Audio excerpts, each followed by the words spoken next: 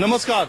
UP में चुनाव के पहले चरण में पश्चिमी उत्तर प्रदेश के 11 जिलों पर मतदान होना है। पश्चिमी उत्तर प्रदेश में माहौल पहले से ही गर्म है और उसको और गर्म करने के लिए ऑल इंडिया मजलिस-ए-इत्तेहादुल मुसलमीन के राष्ट्रीय अध्यक्ष असदुद्दीन ओवैसी अब पश्चिमी उत्तर प्रदेश में उतर चुके हैं। तो आज माहौल क्या है, में ओवैसी की पहली रैली का माहौल क्या है, यही देखेंगे। असदुद्दीन ओवैसी का क्रेज यंग मुसलमानों में तो है, और क्यों है ये जानने के लिए उनकी रैली से में कुछ जो कम उम्र के लोग आए उनसे जानते हैं। क्या जानते हो ओवैसी के बारे में? नहीं बताइए। हाँ? बोलो ना। अच्छा जानते हो ओवैसी के बारे में? जी इंशाल्लाह वैसे अच्छे आदमी है। हाँ। अच्छी बात करते हैं। अरे इनके सिखाने में बोल रहे हो, इन्हीं से पूछते हैं। आप बोलो जी, आप क्या जानते हो ओवैसी के बारे में? सुनने आए हो? ओवैसी के बारे में जानते हैं कि अच्छा कैंडिडेट है, कोई बात नहीं। और सबसे पहले बड़ी बात यह है कि उसमें हर किसी के इंसाफ की बात करता है। हिंदू हो, मुस्लिम हो, कोई भी हो, सबके लिए इंसाफ की बात करता है और एक होने की बात करता है। इसके अलावा बहुत लोग तो कहते हैं खाली मुस्लिम की बात करता है। ना, ये गलत बात है बिल्कुल। अगर कोई कहता है कि मुस्लिम की बात करता है, वो गलत इंसान है। वो एक अच्छा इंसान है, अच्छी बात करता है, किसी के बारे में गलत सोचता नहीं। कोई यूपी का हो या बिहार का हो, कहीं का भी हो, कोई से एरिया का वो, उसके लिए अच्छी बात करता है। नहीं जी, बहुत अच्छा कामयाब जलसा रहेगा। वैसे साहब आ रहे हैं, उनको सुनने का शौक है सबको। जुम्मे का बात सुनेंगे, सब आएंगे। अब तो नमाज पढ़ने के लिए जा रहे हैं। एक बात में जो गंभीर बात लोग कहते हैं, अभी मैं पूछ रहा था, कई बार लोग कहते हैं कि ओवैसी साहब ऐसी जगहों से कैंडिडेट लड़ा देते हैं जहाँ मुस्लिम वोट इधर उधर बढ़ जाए। ये तो अपनी अपनी सोच है जी, कोई किसी तरह सोचता है, कोई किसी तरह। बिहार में आपने देखा था? जी देखा था, बिहार में भी देखा था, वहाँ भी देखे हैं। ये तो अपनी अपनी नई पार्टी है, तो उसको कुछ ना कुछ तो मेंटेन करना ही पड़ेगा जी। पहले तो कुर्बानी देनी पड़ती है। पहले बीजेपी की भी 2 ही सीटें होती थी, आज पूरे देश पे राज कर रही है। नहीं, बस यही है जी, शुरुआत तो सबकी ऐसी होती है। दूसरी बात, हैदराबाद से चल के वो ऐसे ही यहाँ आ जाते हैं। क्या हिंदुस्तान मतलब यूपी का कोई आपको मुसलमान नेता की तकरीर में वो बात दिखाई देती है जो ओवैसी में है? आजम खां हैं और बहुत लोग हैं जिनको घर मार से वो देते हैं। जो आजम खां हैं और बहुत लोग हैं जो तकरीर करना जानते हैं, जो अच्छी बात कहते हैं, साफ बात। अगर आजम खान और ओवैसी की साथ साथ तकरीर हो जाए एक माशाल्लाह, फिर तो नूर अल्लाह नूर हो जाए। आमने सामने दोनों की तकरीर हो जाए, मजा आ जाएगा फिर तो आपको। बल्ले बल्ले हो जाएगा जी, मजा आ जाएगा पूरा। कौन कितने पानी में? आपको क्या लगता है कौन दबा देगा अपनी तकरीर? ओवैसी दबा देगा आजम खान को? हाँ पक्का बालिस्टर है, वकील है, बहुत अच्छा आदमी है जी। आजम खान भी तो 30-35 साल से विधायक है जी। वो विधायक जरूर है, वो बहुत अच्छा आदमी है ओवैसी। उसका तो बल्ले ही बल्ले हो जी, आप चला जाओ।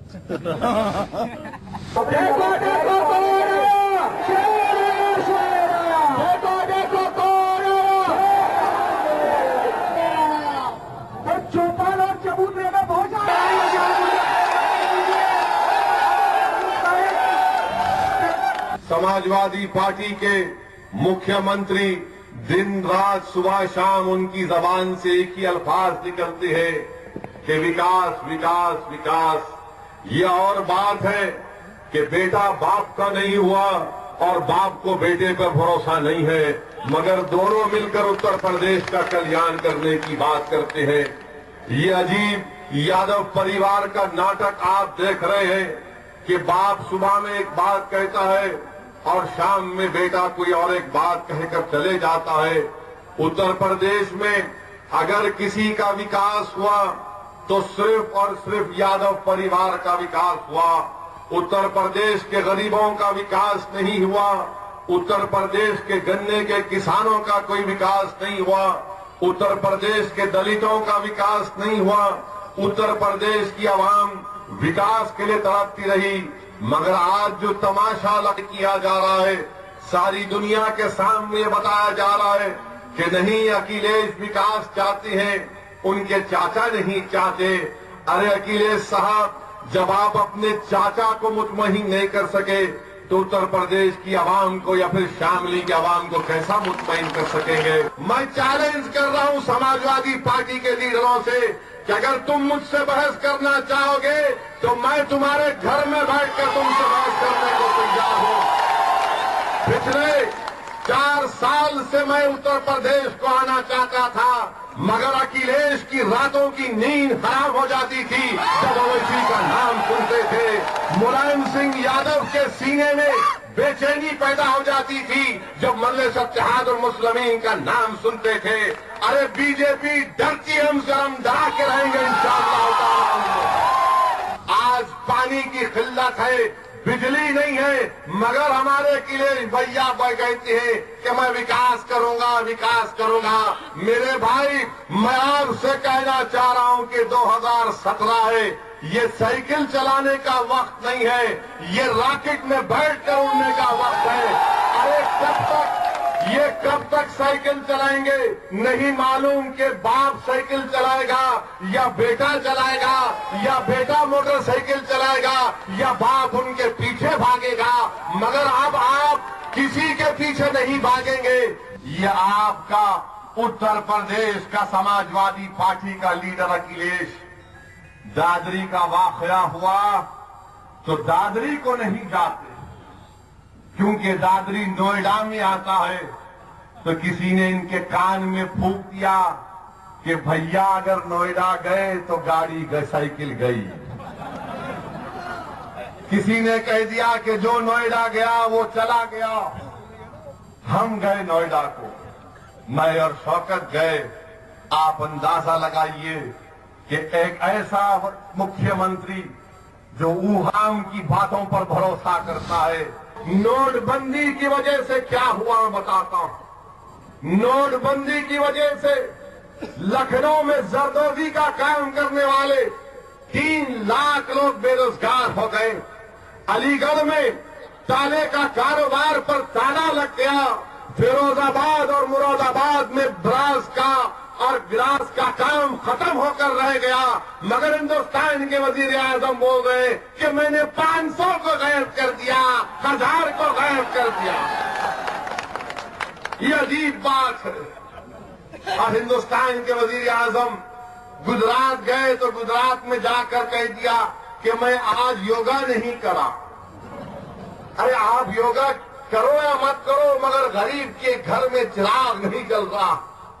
नोटबंदी के नाम पर हिंदुस्तान का सत्यानाश कर दिया उस हुकूमत ने। असदुद्दीन ओवैसी अपनी पहली सभा करके चले गए कैराना से, और समाजवादी पार्टी, अखिलेश, मुलायम, मोदी, सब पर उन्होंने हमला बोला। लेकिन उनकी बातों को, उनकी तकरीर से यहाँ के लोग, उनकी जनसभा में आए लोगों पर क्या फर्क पड़ा, वो क्या सोचते, ये जानने के लिए हमारे पास नए उम्र के मुसलमान, चूंकि ज्यादातर जो आज उनके सुनने वाले लोग आए थे उनमें मुसलमानों की संख्या ज्यादा थी, तो क्या तुमको समझ में आया ओवैसी की?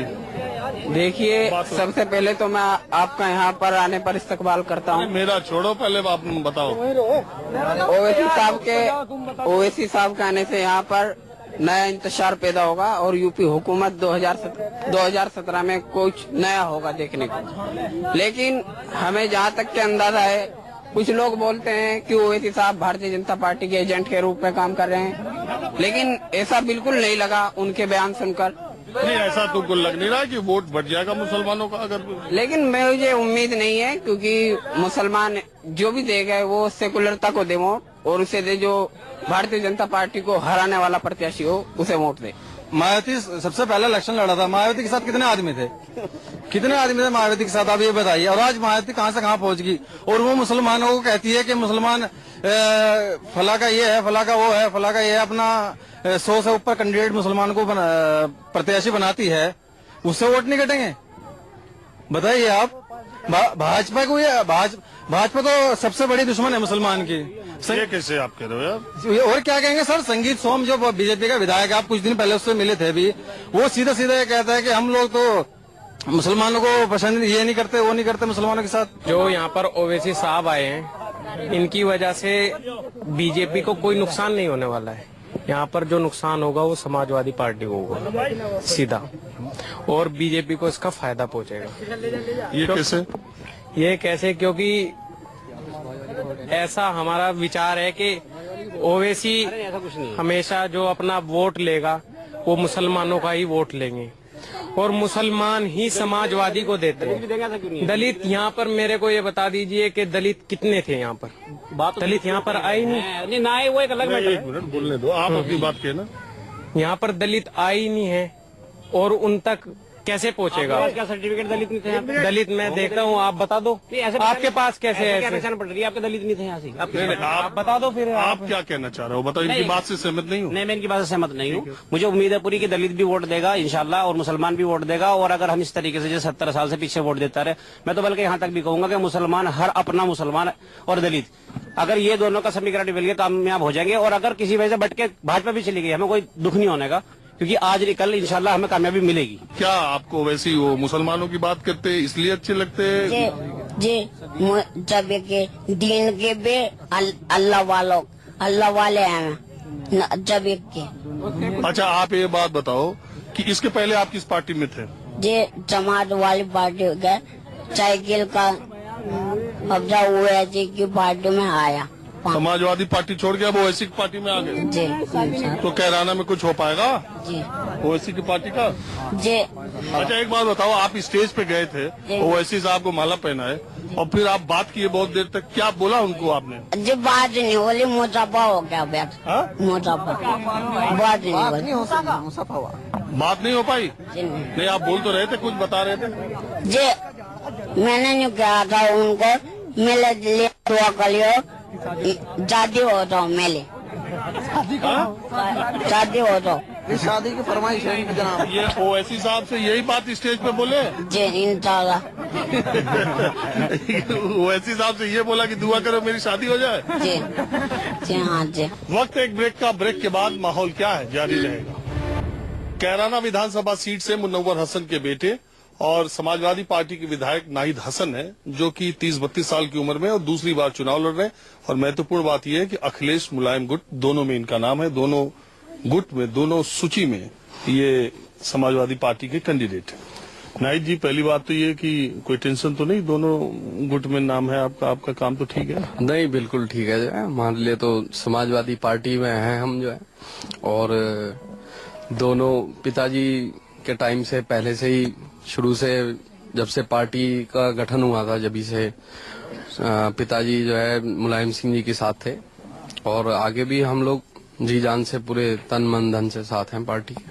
अच्छा, मैं आया हूँ ये कि ये कैराना विधानसभा सीट से वो असदुद्दीन ओवैसी साहब ने उम्मीदवार उतारा है और यूपी चुनाव में पहली रैली वो यहीं से कर रहे हैं। जी, तो इसका क्या मतलब निकाला जाए? इसका मतलब आप सभी के सामने है। थोड़े दिन पहले कैराना में जो हमारे यहाँ से बीजेपी सांसद हैं, और आप सभी को पता है कितना एक झूठा प्रोपेगेंडा रचा के जो है यहाँ पे इस तरीके का माहौल बनाने की कोशिश करी, जो लोकसभा चुनाव में भी उन्होंने यहीं से एक मामला शुरू हुआ था जो है, और अब फिर से जो है इसी को यहाँ पे एक फैब्रिकेटेड एक मामला बना के इसे यहाँ से एक कंट्रोवर्शियल मामला बनाया पलायन का जो है। तो हम सबको पता है, पूरे देश को पता है कि ओवैसी जी कहीं ना कहीं बीजेपी से साठगांठ रखते हैं और उन्हीं के भेजे हुए वो यहाँ पे आज हमारे क्षेत्र में आए हुए हैं, ताकि लोगों में जो है इस चीज का हिंदू मुस्लिम की भावना पैदा कर दे जो है। असदुद्दीन ओवैसी ने यूपी में 11 सीटों पर अपने उम्मीदवार घोषित किए हैं और वो सारे उम्मीदवार ऐसी जगहों पर हैं जहां मुस्लिम मतदाता ज्यादा है। बिहार में भी असदुद्दीन ओवैसी ने ये प्रयोग किया था, लेकिन वहां सफल नहीं हो सके थे। अब ये देखना दिलचस्प होगा कि उत्तर प्रदेश में समाजवादी पार्टी को नुकसान पहुंचाएंगे या अपने किसी कैंडिडेट को विधानसभा पहुंचाएंगे। कैमरामैन PS भंडारी के साथ राजीव रंजन, News 24, कैराना।